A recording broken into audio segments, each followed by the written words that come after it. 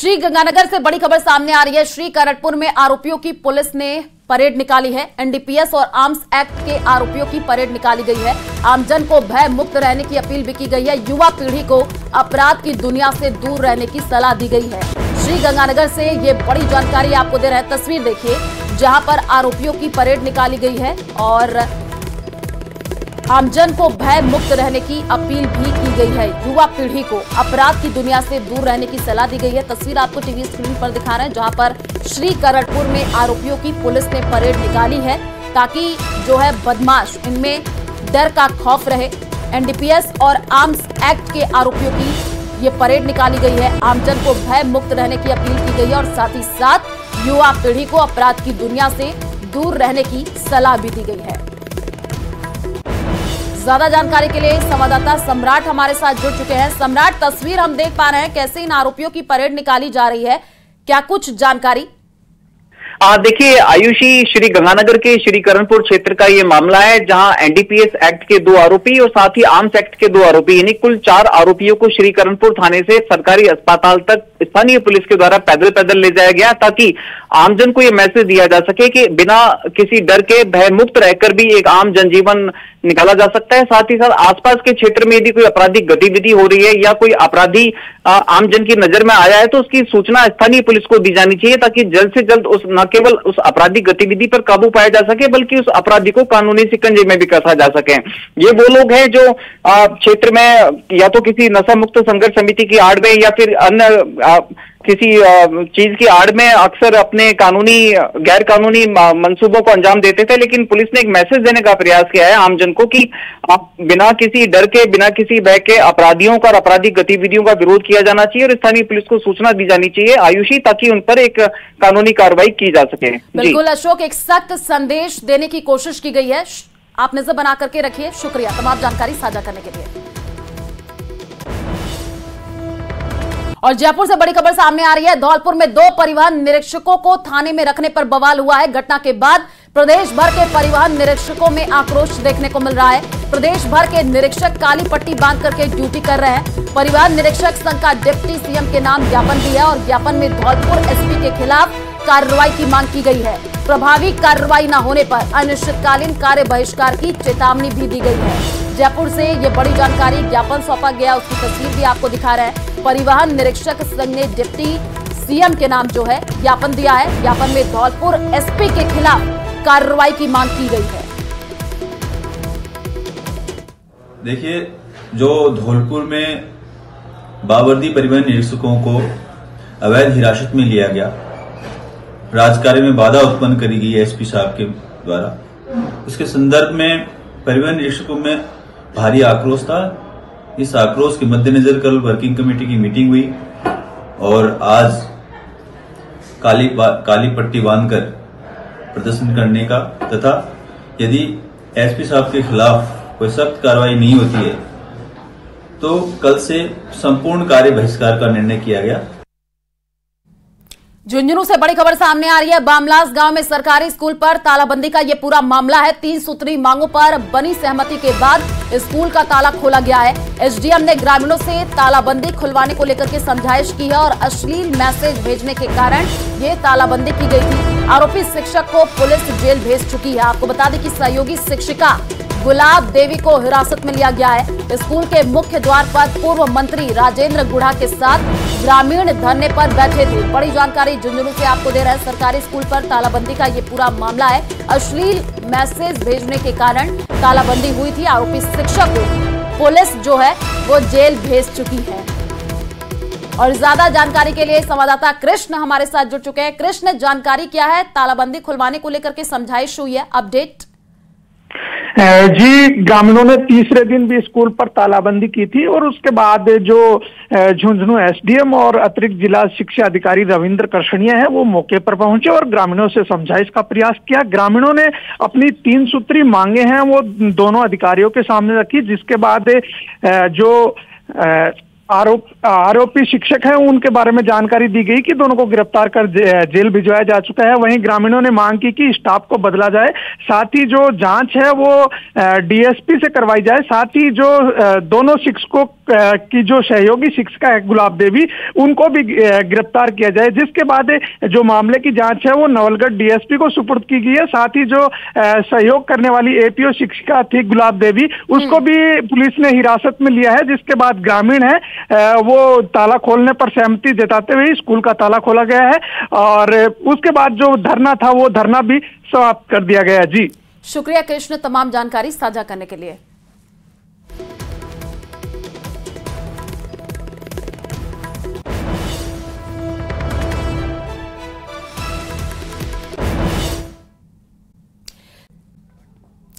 अलवर में गौ तस्करी के खिलाफ एक्शन देखने को मिला है। पुलिस ने रात में पेट्रोलिंग की और गौ तस्करी को रोकने के लिए नाकेबंदी की जा रही है। पड़ोसी जिलों की पुलिस से संपर्क अब किया जा रहा है। एक्सप्रेसवे अथॉरिटी से भी पुलिस ने बातचीत की है।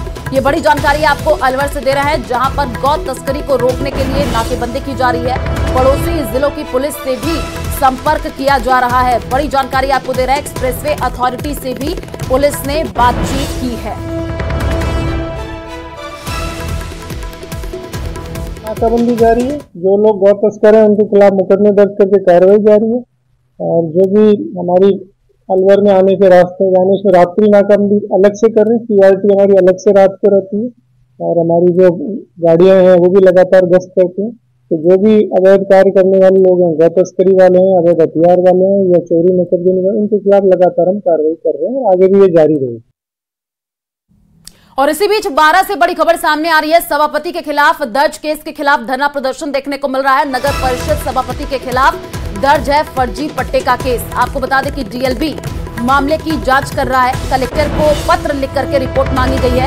मामले को लेकर कांग्रेस में नाराजगी है। लोगों ने कलेक्ट्रेट पर विरोध प्रदर्शन किया है। प्रदर्शनकारियों ने मुकदमे को फर्जी बताया है। बड़ी जानकारी 12 से सभापति के खिलाफ दर्ज केस के खिलाफ धरना प्रदर्शन देखने को मिल रहा है। डीएलबी मामले की जांच कर रही है। कलेक्टर को पत्र लिख करके रिपोर्ट मांगी गई है। कुछ खड़े जाए, अभी कुछ समय पश्चात ही हम सामूहिक रूप कमल राठौर है, उसने कम से कम 1000 करोड़ रुपए का घोटाला किया उसके कार्यकाल में। और उसके जो अभी जो साथी हैं भूमाफिया के लोग हैं, जिनका काम हमारी बहन ज्योति पारस सही मायने में अनलीगल होने की वजह से नहीं कर रही है, ये सिर्फ उसी के प्रति उत्तर कार्रवाई की जा रही है। भारतीय जनता पार्टी के कुछ लोग जो इस तरह के हमारे सभापति पर एक के बाद एक केस लगाकर और उनको सीट से हटाना चाहते हैं, तो ये न्यायपूर्ण नहीं है। और वो दबाव डालना चाहते हैं कि किसी भी प्रकार से हमारी सत्ता है तो हम इनको हटा के और हम हमारी सत्ता हासिल करें और जो कई चीजें हैं उनको हम हासिल करें। चित्तौड़गढ़ से बड़ी खबर, बीजेपी प्रत्याशियों ने नामांकन दाखिल किया है। बीजेपी से 2 प्रत्याशियों ने नामांकन किया है। जिला परिषद की एक सीट के लिए उपचुनाव होना है। आपको बता दें कि डॉक्टर सुरेश धाकड़ के विधायक बनने के बाद एक सीट खाली हुई है। 14 फरवरी को उपचुनाव के लिए मतदान होगा। फिलहाल जिला परिषद में बीजेपी के पास बहुमत है। तो चित्तौड़गढ़ से ये बड़ी जानकारी, बीजेपी प्रत्याशियों ने जो है नामांकन दाखिल किया है। तस्वीरें भी आपको टीवी स्क्रीन पर दिखा रहे हैं। 14 फरवरी को उपचुनाव के लिए मतदान होगा। डॉक्टर सुरेश धाकड़ के विधायक बनने के बाद एक सीट खाली हुई है। तो बड़ी जानकारी आपको चित्तौड़गढ़ से दे रहे हैं। तस्वीरें भी दिखा रहे हैं। नामांकन दाखिल करते हुए की ये तस्वीर सामने आई है।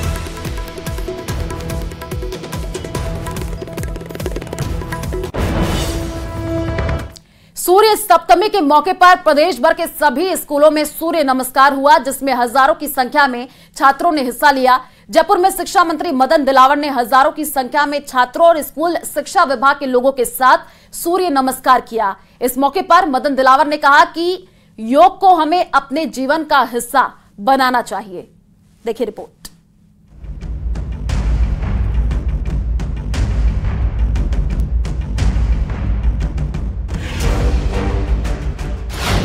सियासत के बीच सूर्य नमस्कार। ओम भद्राय नमः। प्रदेश के सभी स्कूलों में हुआ आयोजन। नमः। बहुत अच्छा लगा, मन में अलग की शांति हुई और थोड़ा तनाव भी कम हुआ। 1,33,00,000 छात्रों ने लिया हिस्सा।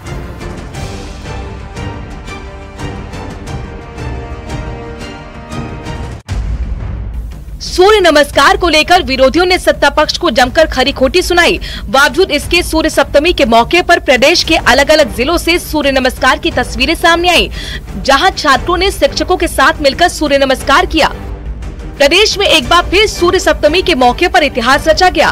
करोड़ों की संख्या में छात्रों ने सूर्य नमस्कार किया। प्रदेश भर के राजकीय और निजी विद्यालयों में बच्चे, शिक्षक और आम लोगों ने एक साथ सूर्य नमस्कार कर भारतीय पारंपरिक योग प्रणाली के जरिए स्वस्थ जीवन जीने का संदेश दिया।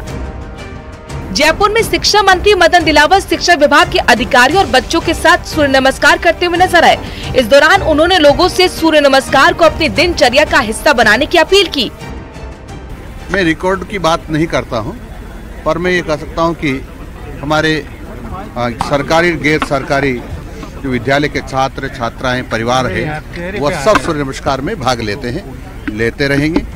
शिक्षा मंत्री मदन दिलावर जहां बच्चों के विकास के लिए योग को जरूरी बता रहे हैं, तो वहीं दूसरी तरफ रफी खान योग के मसले पर उन पर हमलावर नजर आए। सूर्य नमस्कार का ऑर्डर किया और वर्ल्ड रिकॉर्ड बनाया, मुझे इसमें आपत्ति नहीं है, लेकिन फोर्सफुली कोई डिसीजन किसी भी वर्ग के ऊपर थोपा जाए उसमें पूरी आपत्ति है। आदमी अपनी आस्था से, अपने आचरण से कोई कुछ भी अडॉप्ट करना चाहे वो स्वतंत्र है, हिंदुस्तान का कानून उसको इजाजत देता है, लेकिन आप जबरदस्ती। और शिक्षा मंत्री जी की तो बात ही क्या करें, शिक्षा मंत्री जी शिक्षा को छोड़ के सारा काम करते हैं, शिक्षा की बात नहीं करते। सूर्य नमस्कार पर सियासत के बीच प्रदेश के 80,000 स्कूलों के करीब 1,33,00,000 छात्रों ने सूर्य नमस्कार में हिस्सा लिया। कोचिंग सिटी कोटा नगर में भी सूर्य नमस्कार का रिकॉर्ड बनाया गया, जहां 1,000 से ज्यादा स्कूलों में करीब 4 लाख से ज्यादा छात्र छात्राओं ने सामूहिक सूर्य नमस्कार किया। सूर्य नमस्कार कार्यक्रम में भी भारी तादाद में जनप्रतिनिधि और विभागीय अधिकारी शामिल हुए। एजुकेशन सिटी कोटा में भी एक रिकॉर्ड बन रहा है। 1,000 से ज्यादा विद्यालयों में आज सामूहिक सूर्य अवकाश हो रहा है। करीब करीब 4 लाख जो छात्र छात्राएं हैं वो इस सूर्य नमस्कार का हिस्सा है और इसका मुख्य आयोजन मल्टीपर्पज में हो रहा है। और ये तस्वीर देखिए जिसमें कोटा के जो शिक्षा विभाग के अधिकारी हैं वो इस कार्यक्रम का हिस्सा है, जनप्रतिनिधि इस कार्यक्रम का हिस्सा है और बड़े पैमाने पर जो अलग अलग स्कूलों से आए छात्र छात्राएं हैं वो भी सामूहिक सूर्य नमस्कार का हिस्सा बने हुए हैं। बात अजमेर की करें तो यहाँ शिक्षा विभाग के जरिए आयोजित सूर्य नमस्कार कार्यक्रम में लाखों बच्चों ने एक साथ शिरकत की। अजमेर के सभी प्राइवेट और सरकारी स्कूलों में सूर्य नमस्कार का आयोजन हुआ। अजमेर की टोपदड़ा स्कूल में आयोजित कार्यक्रम में जिला शिक्षा अधिकारी और शिक्षक के साथ ही 500 स्कूली छात्र शामिल हुए। यह आसन पद्धति बच्चों के स्वास्थ्य के लिए, उनकी रोग प्रतिरोधकता के लिए और उनके स्वास्थ्य लाभ के लिए एक अच्छी आसन पद्धति है जो सहज रूप से 10 से 15 मिनट में बच्चे इसे संचालित कर सकते हैं। एक तरफ प्रदेश के